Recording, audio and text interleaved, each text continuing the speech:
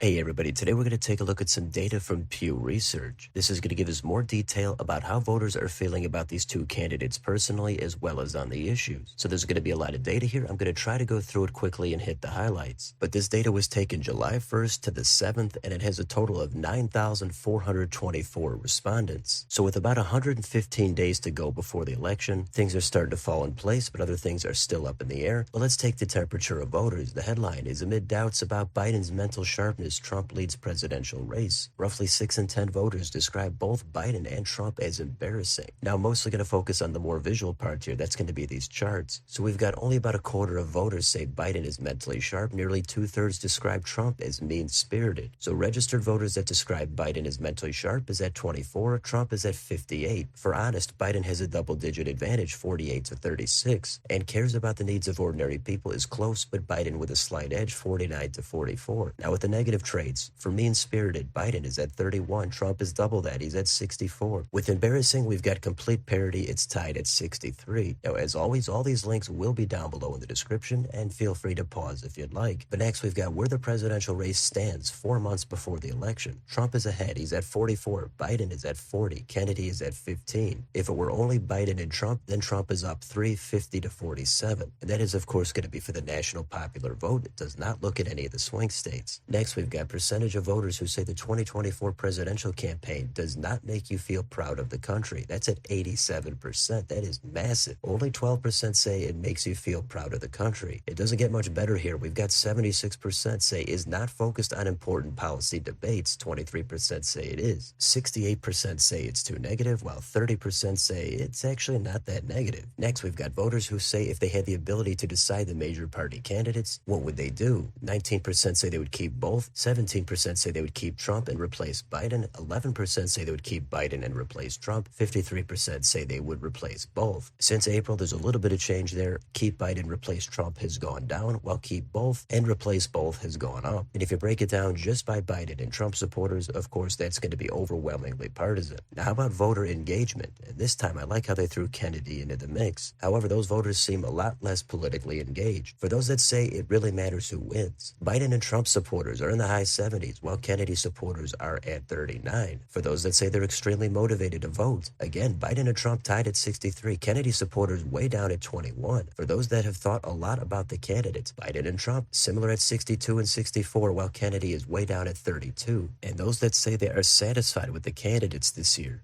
we've got a gap. Trump supporters are at 51, Biden supporters at 18, Kennedy at 9. So that does seem like low enthusiasm or soft support for Kennedy. I've seen some intense support for Kennedy, most of that is online, but this data indicates a wide gap. We've got Trump holding double-digit advantages over Biden on immigration, the economy, and foreign policy, but just 30% of Trump supporters like the way he conducts himself. Next, we've got percent of voters that say Biden or Trump are mentally sharp, and this goes back to 2020. Trump has gone from 50 up to 58. Biden started at 46, he peaked at 53, and now he's down to just 24. For honest, Biden was at 48, and he's currently at 48. And for Trump, he also hasn't budged. He started at 36, and he's at 36. Next, we've got some demographic breakdown. So again, the top line is Trump 44, Biden 40, Kennedy 15. For men, Trump leads by 10, 48 to 38. For women, it's actually tied at 40. Kennedy's at 17. White voters go for Trump 50 to 36. Black voters here break hard for Biden 64 to 13. So Trump could make some gains with that group, but it does not look like it's getting close to 20 in this particular poll. Hispanic voters are tied at 36, and Asian voters go for Biden 47 to 29. Interestingly, with those groups, Kennedy is the lowest with white voters and the highest with Hispanic voters. With age, the younger you are, the more likely you're to go for Kennedy. But 18 to 29 are going for Biden 48 to 28. 30 to 49 go for Trump 42 to 37. 50 to 64 go to Trump 47 to 38. And 65 plus go for Trump 50 to 40. Then we've got the familiar pattern with education. College graduates go for Biden 50 to 37. Some college or less go for Trump 48 to 34. The bottom one is among those who supported Biden in 2020. He's getting 79% while Trump is taking 5. And for those who voted for Trump in 2020, he's getting 88% while Biden is getting 2. Then we've got the strength of support for each candidate. For Biden supporters, 43% support him strongly while 45% say moderately. 11% say lean. Trump supporters are stronger. He's at 63 strong, 29 moderate, and 8% lean. Kennedy supporters are only 15% strong, 51 moderate, and 33 lean. 16, and those that are certain to support Biden are at 77. For Trump, he's at 81. So the slice of the electorate out there that's going to vote for Kennedy, the question is, could they be persuaded by Election Day? According to this, it looks like yes. And usually third-party support wanes as Election Day gets closer. It doesn't mean it's going to happen this time. Kennedy's support could go up over the next couple of months. But based on this, his support continues to look much less enthusiastic than the other two.